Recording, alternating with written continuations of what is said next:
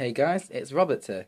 I don't know about you, but I'm a big Percy Jackson fan, and in my spare time I've been composing a poem about the cabins at Camp Half-Blood, and it's finished now, so I'm going to share it with you. I should probably say I've used information from all three series to compose this poem. Percy Jackson and the Olympians, Heroes of Olympus, and the Trials of Apollo, so quite a few spoilers in there. Not major ones, but just what it's like inside the cabins.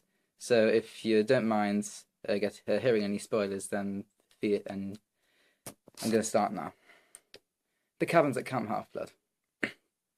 The cabins of Camp Half-Blood stand in rows around the hearth. The children of each god have one. The cabins are their birth.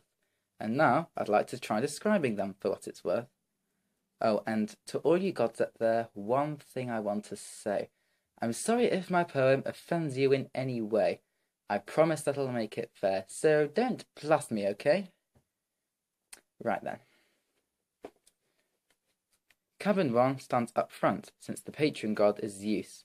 The inside is a cloud temple with thunder on the loose, although, apart from Jason Grace, it doesn't get much use. Standing next to Cabin 1, Cabin 2 is Hera. Inside you'll find a statue that would rather make you fear her. It's also pretty cold inside, so don't get too much nearer. Cabin 3 smells like the sea, low built from rough grey stone. Inside you'll find a fountain and walls like abalone. Poseidon is the patron god, and Percy calls it home. Cabin 4, Demeter, is a true greenhouse, you know. An oak tree holds the ceiling up, there's grass and seeds to sow. Colossus crushed the cabin, but I'm sure it will regrow. Cabin 5 is painted red, it's Ares, god of war. The roof's lined with barbed wire, while its symbol is the boar. And landmines mark the territory. You'll steer well clear, I'm sure.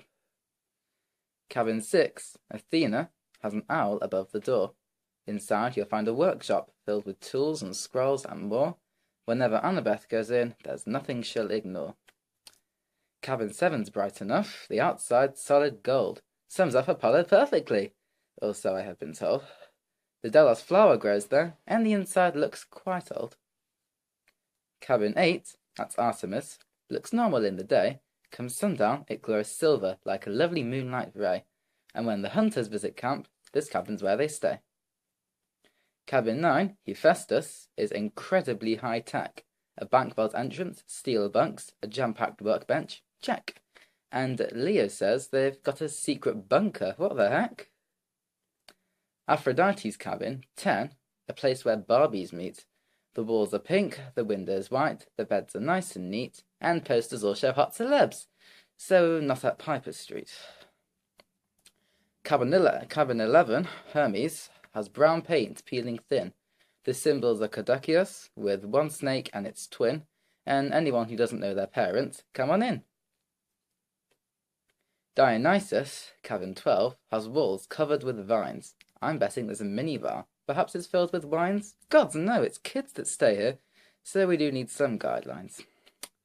Cabin 13, Hades, built from black obsidian stone.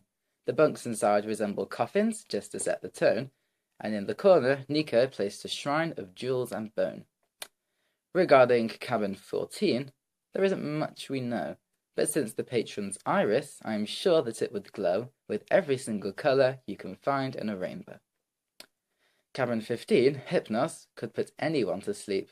It's filled with feather beds and blankets lying in a heap. Next thing you know, you've passed out and you've started counting sheep.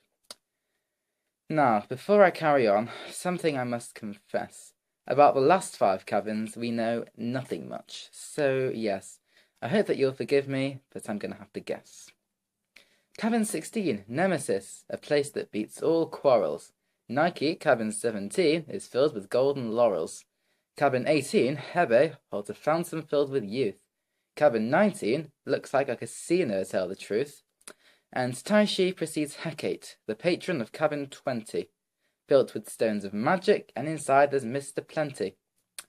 So next time you're at Camp Half-Blood and on the Central Green, you'll know just what it's like inside the cabins you've not seen, all thanks to this poetic tour that goes behind the scene.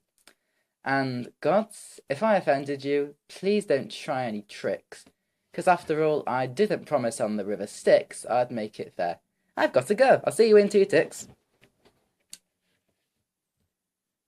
Well, the gods have appeared not to strike me down, so yes. Anyway, thank you very much for listening to this poem. I've got plenty more ideas in my head, so if you'd like me to try and compose anything else, then let me know in the comments, and it doesn't have to be Percy Jackson, it can be Harry Potter, The Hunger Games, whatever. Anyway, thank you very much for watching.